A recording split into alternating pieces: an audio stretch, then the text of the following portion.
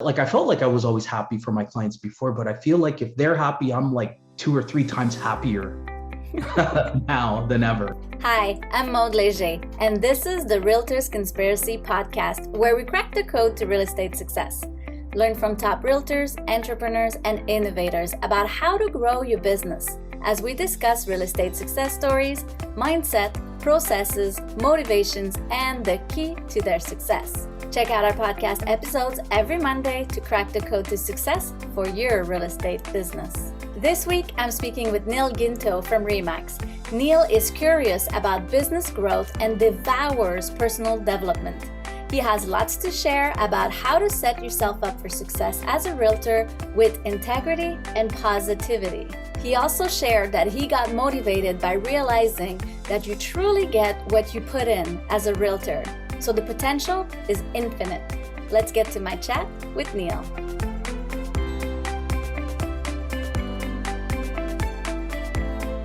Hi Neil, thanks for joining us on the episode. Tell us, what is the key to your success? Oh, wow. Hi. And thank you so much. It's an honor to be here. Let me say that I've seen a number of your episodes and I truly enjoy this program. So I feel like I've made it. So I want to say hi to my mom. I made it. Thank you.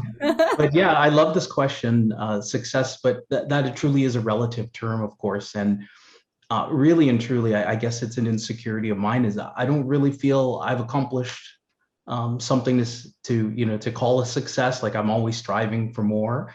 I guess to others, they might feel that I have done some things, but I really feel I'm far from accomplishing what I really have set out to do. Yeah, that's a very humble way to see it. I love it. So tell us about your vision then. Where do you want to go? What do you want to achieve in your business? I love that question too. And I think that sets the stage really of why I'm collaborating with you is because last year was a very difficult year for many reasons.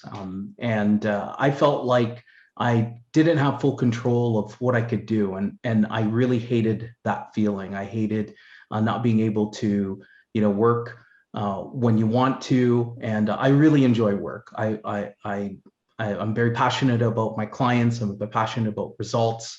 And last year, not knowing which direction and what you're able to do and all the changes implemented and, wearing a mask, hand sanitizing, etc. It was a very unusual feeling. Maybe I'm too much of a control freak, if you will. Yes. So I want to take my vision really is to take my business to where it's insulated from any kind of event or economic upturn, downturn, and the only way to do that is to expand and grow as big and as successful as possible. So that's where success comes in. Nice. I love it. So you would be working on processes and ways to secure your business to go through good times and bad times. Absolutely, yes, because I think I've heard a terminology come out in both economic downturns and situations like last year, and that is the market will discipline the undisciplined. And it made me really take a hard look about my business and what was going well, what my strengths are, what my weaknesses are, in particular the weaknesses. And I just wanted to close those gaps and bring more value to my clients because I'll benefit once they benefit, but they've got to benefit first. Yeah, you said you're very passionate about your work. What are you most passionate about being a realtor? I really love the results. I really love the sale. I really love connecting people together where I believe in the past that it was looked upon like very much like a battle. There has to be a winner and a loser. And I found that actually in the last year or so, even during bidding wars, that fellow agents and colleagues can be very, not accommodating, but very kind, because, if you are a listing agent, you want to gain favor any way that you can, right? But I've really seen great things come out of it. People treating each other well on a different level than I've been in the business for a little over a decade, and I've seen things change, but I do think people are working better now collectively, and it's really promising, and it's great to see. I've seen a huge change myself working with realtors from that competition aspect to that collaboration in the last Mhm. years, for sure. I totally agree. That's Mhm. awesome. What was a defining moment for you that told you that you were in the right path or you were going to grow or you had this motivation to keep going? A defining moment in the recent in this year actually was I really prompted myself to create some change because I knew that if I was going to change my business, I had to change myself, Nice. and not to change my identity, but the activities and be more and add more value. And a big change for me was moving to Remax Escarpment. I had been with Royal LePage State for about 12 years, 13 years, and it was a big and difficult decision because when you're with a family setting, moving to another family, you don't want to let anybody down. And I'm very grateful for all those years. And a big signpost or marker for me was accepting that I needed to change. And part of that was moving brokerages. And what kind of attitude are you embracing now? What kind of direction are you going for yourself? That I realized that doing things that you fear can be good signposts Mm. to keep going and pushing through and breaking through. So I guess I gave myself some resistance. Maybe I shouldn't do this yet. I shouldn't do that much of that. I won't even give that a try. But what I feel like we've been seeing a little bit of is the common names aren't so common now. In that, like as you grow within the industry, you become comfortable with how you've obtained your business and so on. And I feel like the incorporating enhanced video tours and floor planning and Zoom calls and DocuSign and no virtual tours, no open houses, has really caused the agents to go digital. And anyone that's given it resistance, unfortunately, you have to grow with the times, I believe. And I believe I was guilty of that. And yeah, like I said, I identify things now with things that make me nervous. And Nice. rather than cowering and turning away, I'm inviting it, yes, and pushing through, True. with my support, my network, and surrounding myself with other people who do very much the same. Because it's nice to hear that they come out the other side and say, "You can do it. You will be fine." It's not a total loss. What are three actions that every realtor who want to grow should be doing? So Oh according wow. to you. Three actions, including my yes. Yeah, I think that's the first one is, well, yeah, identify the things that you're both strong and weak at. Mhm. And it's easy to just stick with the strong ones because they give you comfort because you do them well. So look at the areas that you can improve. It doesn't mean you have to go all out and make them better, but I think there's habit forming. Developing habits of doing things that you don't enjoy doing will make you stronger. And Nice. when you do those well enough, eventually you'll get promoted. So, That's awesome. right, something about you will change in for better, right? So I think that is it's face things that that are weaknesses of yours and work on them. I believe the other thing is yeah, working on yourself just as much as your business. I found that to be very helpful in the past year. Like I said, last year gave me a lot of time to reflect. I'm a motivation junkie. Like I love YouTube videos, podcasts, Audible, those types of things. Yeah, just consuming anything like that for positivity and inspiration. So I'd heard once before, work harder on you than on your business, and you'll really feel the impacts. Yeah. And lastly, oh geez, what's a third thing is hmm. Well, yeah, maybe I'll go back to this. It's like I did it myself. I say, you hear agents all the time say, "Oh, I've been in this business so long, such and such," and it's age is no guarantee of innovation of efficiency. Age is no guarantee of efficiency, but youth is no guarantee of innovation either. So I think you have to be balanced, right? You have to look at everything as a bigger picture, and you know not reject the new things that could work for you, and stick with the things that won't change in this industry, because we can't change the inventory, but we can change in how we conduct ourselves, right? And the bottom line is, I think we have to be intensely customer service and client oriented. So whatever's best for them, keep that at the forefront of your mind. So I'd say that's the third one. I love it.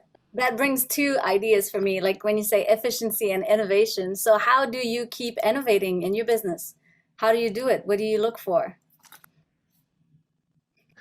I look actually at the younger realtors, and who have been very inspirational to me, because I watch them on social media. I watch the things that they post and what they do, especially with video nowadays. I love the way they market and brand themselves. These were things that I just felt like, it was for me, it was a paradigm shift, thinking, okay, I'm going to work entirely by referral, and I'm going to be meek and humble and not talk about myself or what I have to offer. And so, but and it's not that the younger realtors do that, but they're just, I feel exceptional at advertising what they do. And there's nothing wrong with that. So that's one way, is I try to keep up with what's coming in constantly. I love it. And then the other point you mentioned was efficiency. So what kind of processes are you working on in your business to help you be more efficient? So the ones that I'm guilty of, we're not leveraging listings properly, and even purchases. Like we're discussing and implementing farming strategies, geofarming strategies now, using digital marketing and social media advertising now. That I'm going to incorporate that. But what I feel like, if experience has served, when a market comes back, and bidding wars suddenly come back all of a sudden, and you've been through bidding wars 3 to 4 to 5, 6, 7 years ago, or whatever it is, like all those tools, that muscle memory comes back to serve the clients as well as myself. And it does pay huge dividends to know how to guide your clientele from past experience, the ins, the outs, knowing what to do. And I think I mentioned this to you before. I felt like I've reached a degree where I can kind of coach and articulate to my clients what's going on, what's going to happen at certain stages, and how they should react. Yeah. And when it comes together and it's like, oh my gosh, how did you predict that? And it's just, it's just the way the cycle goes. And eventually you have enough confidence to relay that. And so I think that's blending the two together. Experience and knowledge. Absolutely. With adapting to the new times. That's you have to. Yeah. Very cool. And what is most rewarding for you as a realtor? Well, yeah, I would put that hand in hand. Like I said, describing process, getting a winning result, creating a new sale high for a neighborhood, but also, especially with the bidding wars, accomplishing, getting a winning bid. So I say now, I don't know why, I felt like I was always happy for my clients before, but I feel like if they're happy, I'm like 2 or 3 times happier now than ever. And when they are in a slump, or they're down, or something bothers them, I get very defensive for my clients as well. So I don't know. I think the market has enhanced those things and those feelings. Maybe my time serving, but realizing that what we do as agents goes beyond just getting them the keys and moving in. I look at business a lot different now, and that these can have really profound and life-changing effects. So I just want to help as many more people do that as possible now. Nice. I love it. You've been doing a lot of education on your business lately. What's the one business strategy that every realtor should be doing to succeed? Oh, wow. I want to divulge your secret. You know what? I'm not afraid to share this one, because I don't feel like every personality is suited to it. It takes a lot of practice. I really believe the future is video, communication via video, education via video, video tours. It's right in there, because that disconnect between the social distancing measures and all the precautions that we have and all the limits, in some ways have slowed things down, but then in other ways they've sped things up. And I feel like now to best serve clients is we have to adapt technology and strategies from other industries. And there are industries, I can't think of any right now that incorporate it, but we have to evolve and change as realtors as well. And I think nothing's more powerful than video, right? A lot of message gets lost in text, in writing, and even an offer. You hear about buyer clients sending a video to create emotion, evoke emotion to the sellers. Like, because when you look at a piece of paper, it's black and white, it's emotionless, it's got little character. But when you watch a video of someone, it's very hard not to create a connection with them. So I think in so many facets of real estate now, that's going to be the direction. I love it. I think the buyers' videos, I love the idea, especially with bidding wars. Like you said, black and white characters, it's numbers, it's very dry. And to have a video that says why they want to purchase this house, why they're qualified, why they're serious, right? Sometimes in bidding war, you get how many offers of people that are just fed up with they just do offers at every house because there's so many bidding wars going. Right. That's So right. I think, Going through the motions. yeah. And every person has a story to tell, right? And video is the perfect way to relay that and convey that, right? Like, I am a person. There's not, aside from I want to live and where you live, I have a family. I want to raise my children here. I love the schools. I love the parks. I can see myself here growing for a long time, and I'm not just here to stay for a couple of years and totally renovate it from its original. So I realize sellers don't want to hear that. They don't want to think that, and it's a big part of their decision making process too. Yeah, very cool. What's the best advice you've ever received?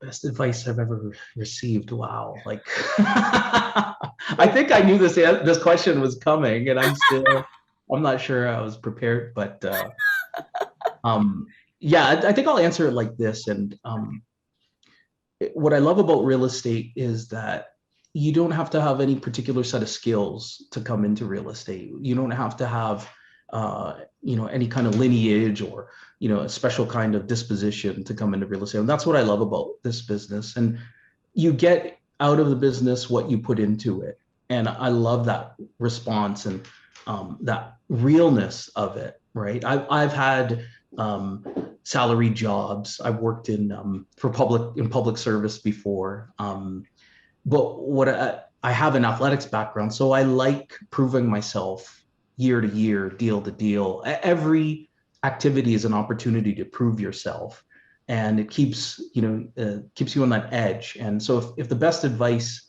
that I've received lately is that we're all here really to reach the highest of our potential. And I think real estate as a industry is perfect for me. And that's why I love it. And that's why, hence all this change and our collaboration. So if you're feeling like you're not getting the most out of what you're putting into, then think of it like you are really chasing potential, and your potential, you don't know what it is. So you've got to give it your all, no matter what it is. You just decide to do it and go. So I love it. That's super helpful for anyone really who's not motivated anymore, who's thinking of calling it quits. It's like you get what you put in, so get back at it. And that's how life is. It's up and down patterns, right? It's peaks and valleys. But when I keep that in mind, and that it's a daily pursuit, small steps going forward, to reach my potential, whatever that is, well, then, you realize your work is cut out for you, and you have less time. And, my wife depends on me, my kids depend on me, my family depends on me. And that's all the inspiration I ever need, really. Nice. I love it. That's awesome. Neil, thank you so much for sharing all of this. I think that's super helpful to any other realtors right now.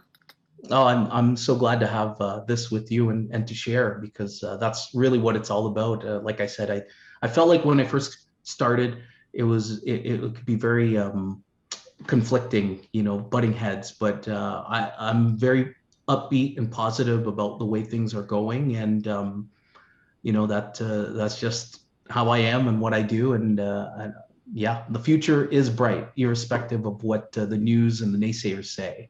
Yeah. Right? Home ownership is still the best. I don't know what else. I can leave it at that.